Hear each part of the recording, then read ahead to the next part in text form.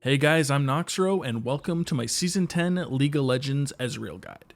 This guide will have everything you need to help you improve at Ezreal and start climbing up the rank ladder. This guide will include everything like your pre-game setup, ability information, items, and how to play effectively throughout the game. Ezreal is currently a strong champion in the meta that you can find played fairly often. He can dish out a ton of damage fairly quickly with his combos and is a massive threat to the enemy, especially in the mid game. He's one of the more fun to play AD carries at the moment and is an excellent champion to add to your arsenal. If you guys do enjoy this guide, please drop a like and subscribe to help support the channel.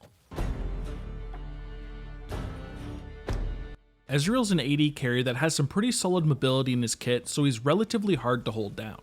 This can allow you to play a bit more aggressively than usual to dish out your damage, since you can always jump back out to safety. He's also got some very strong poke damage in his kit as well, and is very annoying to lane against. Try to get your enemies low before you go in for bigger trades or jump forward in those teamfights.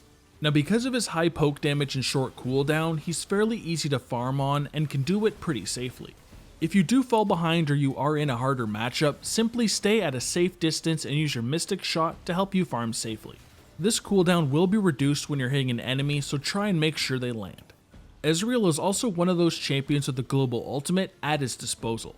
You can use this to try to snipe enemies very far away from you that are low, or you can use it to just last hit some minions that are at a tower if the lane is pushing. Finally, Ezreal has some very high burst damage. If you can land all of your abilities together, they will do a lot of damage very quickly and may be able to 100 to 0 squishy targets. Although Ezreal is a fairly strong champion, he does still come with his weaknesses. He is a champion that is very skill shot reliant, and if you're not landing your abilities, you won't be doing very much damage. He's going to take you a bunch of practice at the start, but once you do start landing your W and Q consistently, you'll start dishing out some real damage. Since Ezreal is an AD carry, he is of course pretty squishy. This means even though you do have that built-in escape ability, you will have to play rather carefully. Ezreal can be one of the more durable AD carries if he decides to build an Iceborne Gauntlet, but even with this item, you're certainly not going to hold up against a bruiser if they do get on top of you. Ezreal also falls off somewhat in the late game. You can still deal a ton of damage, but generally you're not going to do as much as a fully build Kog'Maw or Vayne. I'm not trying to say you can't hard carry games, because that is for sure possible, it's just Ezreal isn't known as a hyper carry.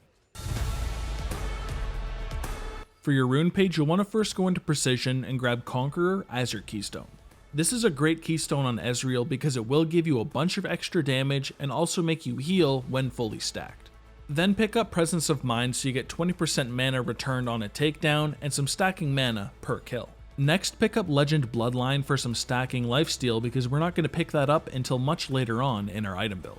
Then finally, like usual, get Coup de Grace so you'll deal 8% more damage to enemies who have less than 40% health. Your best option for your secondary is going to be Inspiration, and you want to get Biscuit Delivery and Cosmic Insight. Biscuit Delivery is just going to give you a little bit more lane sustain and also increase your mana cap, and Cosmic Insight will let you use your abilities and summoner spells a little bit more often. For summoner spells, we have a couple different options. In all scenarios, however, you will want to pick up Flash. Ezreal is a champion that does have some decent mobility, but you are very squishy, so you will want to use Flash throughout the game to save your life if you are caught in a bad position. It can also be used offensively as well if you're looking to chase down a kill when your phase shift is still in cooldown.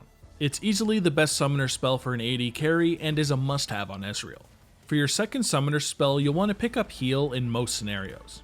This gives you some nice extra survivability and can even be used to save your support champion during the lane phase or other teammates later on, since it is an AoE heal.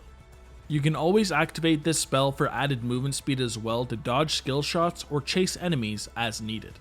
The other option you have for your second summoner spell is Teleport. This can be a solid pick on Ezreal because it will allow you to get back to the lane quicker or even split push later on in the game. You will have to play a lot more carefully during the lane phase, however, because you won't have that defensive heal. Your passive ability is Rising Spell Force. This passive gives you stacking attack speed whenever you hit an enemy with an ability and can stack up to 5 times for a maximum attack speed gain of 50%. Ezreal's abilities are already important to land because they deal a lot of damage, but this passive makes it even more important. If you can get this stacked very quickly in teamfights, you'll be able to shred through a lot of targets while you're attacking 50% quicker than you would have normally. Your Q ability is Mystic Shot. This is your main way of dealing damage outside of your auto attacks. It has a cooldown of between 5.5 and 4.5 seconds, which is reduced when you hit enemies. This makes it rather spammable, and you will want to use this to poke enemies during the lane phase and before team fights to try to get an advantage before those fights break out. It's also great when used to last hit minions because you can do it really safely since it does have a 1200 range and also helps you stack your tier very quickly. Your W ability Essence Flux will fire an orb that sticks to the enemy, epic monster, or structure hit for 4 seconds. Hitting this target with an ability or a basic attack will detonate it, dealing a bunch of magic damage. This has a rather high damage ratio, so detonating it as much as you can is very important since champions or towers will take a lot of damage. Both your Q ability and E ability are great ways to help you proc this, but be careful if jumping forward.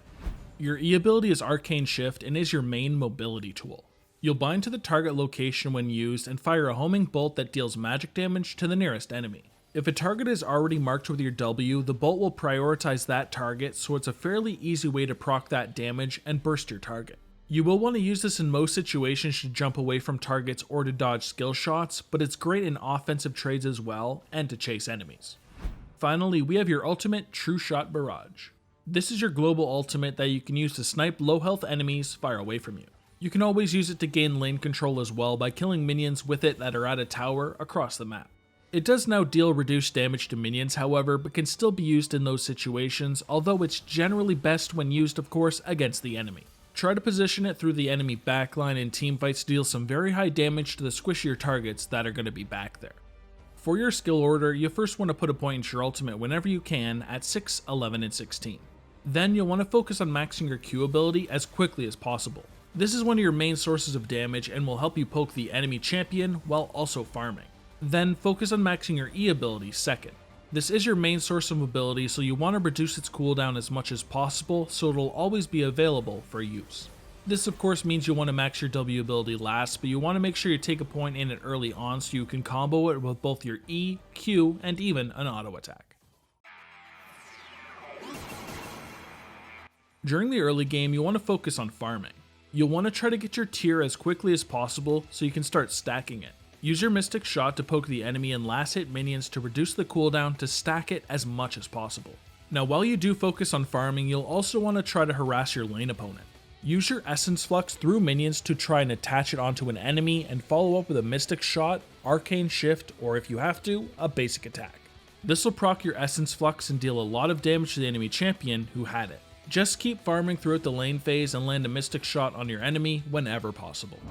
A lot of the mid game is about grabbing objectives to try to get an advantage over the enemy team. This could be towers, dragons, Rift Herald, Baron, or inhibitors.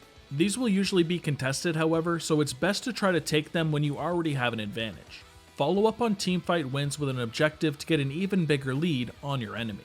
Any time where the enemy team is weaker than yours, you should be looking to get an even bigger lead. If your team is behind, it's usually best to get some wards into your jungle and try to stall the game. Safely farm and push out lanes with any vision you do have, but don't get caught or you could end up losing even more since your enemy will get a free objective. Although unlikely, also try to steal objectives that the enemy goes for with your True Shot Barrage since it is a global ultimate. If your team is instead ahead, try to make the lead even bigger. Like I said before, focus on objectives because even if the enemy does contest, you should end up winning, except for Baron because it does deal a lot of damage to your team, and if they come in, you may have a Baron throw. Also, try and take as much of the enemy jungle as well. Reduce as much of the income they get as you can so they avoid getting items and catching back up. In late game teamfights, you should have acquired a bunch of your items already and be dishing out a lot of damage. Try to remain in your team's backline to stay as safe as possible and use your abilities to get the enemy team low. You can always use your Arcane Shift to jump forward if you need to finish off a low health enemy, but be very careful of doing so because you'll be a huge target with it in cooldown.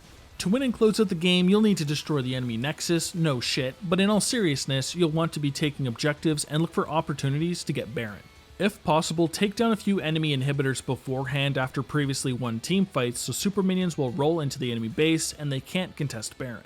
This will make the Baron hopefully free, but make sure you drop a control ward in the pit beforehand anyways just in case to make sure the enemy can't steal it. Their base and nexus will be a lot easier to take when you've got Baroned minions rolling into it. For your items, you'll first want to start off with a Doran's Blade and a health potion. This will give you a strong start because it'll make last hitting easier, give you some more health, and give you just a little bit of sustain. You'll want to try to farm the lane until you have at least 850 gold so you can back and buy a Tear of the Goddess. This item is important to get early on so you can start stacking it to get a Mira mana quicker in the mid game to greatly increase your damage. If you do have to back early, however, you can always just pick up some boots and a refillable potion. This will also be really nice because you won't have to buy health potions anymore and you will have some added movement speed. Now for your first major item, you will want to turn that Tear into a Manamune. This will give you some nice added damage and also allow you to stack it quicker with auto attacks. You'll start doing some real damage when you get it, and you'll hit that mid-game power spike whenever you transform it into a Mira mana. Now after you have acquired it, you'll want to choose between either a Trinity Force or an Iceborne Gauntlet as your second core item. Both of these will add a tremendous amount of damage to Ezreal since he does use his Sheen really well with his Q ability since it does apply on-hit effects. Trinity Force will deal more damage generally, but if you need a little bit of extra tankiness against assassins or you need help kiting, Iceborne will be the better option. After you've got both of these items, you'll want to get your boots, and you'll probably want Ionian Boots of Lucidity. These are really solid on Ezreal because you will get 10% CDR and 10% Summoner Spell CDR as well. In those harder matchups, you could go for either Ninja Tabbies if you're against high AD or Merc Treads against high AP comps, but generally you will want to go for Ionian Boots instead. So once you have acquired your Manamune, boots, and either your Trinity Force or your Iceborne Gauntlet, you'll want to grab a Death Stance. This will increase your attack damage, cooldown reduction, defensive stats, and give you some much needed lifesteal. 10% of the damage taken will also be taken over 3 seconds instead, which will give you more survivability since you'll have more time to lifesteal. So that covers Ezreal's main build, and our next items are all situational and should be picked up after you acquire those core items. So your first option is going to be Mortal Reminder. This is a very solid item if you're looking to cut through some of the enemy armor or if you're wanting to apply grievous wounds. This is a very strong item against champions who do abuse healing like Soraka or Dr. Mundo. Now next, even though we do already have some lifesteal, you could always still pick up Blade of the Ruined King. It'll add a nice chunk of damage against those tankier teams since your basic attacks will deal 8% of the target's current health as bonus physical damage on hit. Next we have the Maw of Malmortius. This is a very strong item against AP assassins since you'll be granted a shield after you take a bunch of damage and absorb magic damage, which increases your survivability. Guardian Angel is a very solid option as well in the later games since you'll be able to come back to life. It's a great item because death timers will be much longer and you'll have the opportunity to kill more targets or escape. If you're then against a lot of crowd control, you could always pick up Mercurial Scimitar. This item will give you even more lifesteal, but also can be activated once every 90 seconds to break a crowd control if you do get caught. And finally, we have the Duskblade. This isn't an item I pick up too much on Ezreal, but it can be great against squishier teams. It'll give Ezreal even more burst damage than he already has, and he will be able to insta-gib targets with it. And that covers everything I've got for Ezreal in Season 10. If this video helped you out, please make sure you give it a like, and if you're new here, also subscribe since there will be a lot more guides to come in the future. Also, let me know down in the comments what champion you guys would like to see next. I'm Noxro, and I'll see you in the next video. Peace.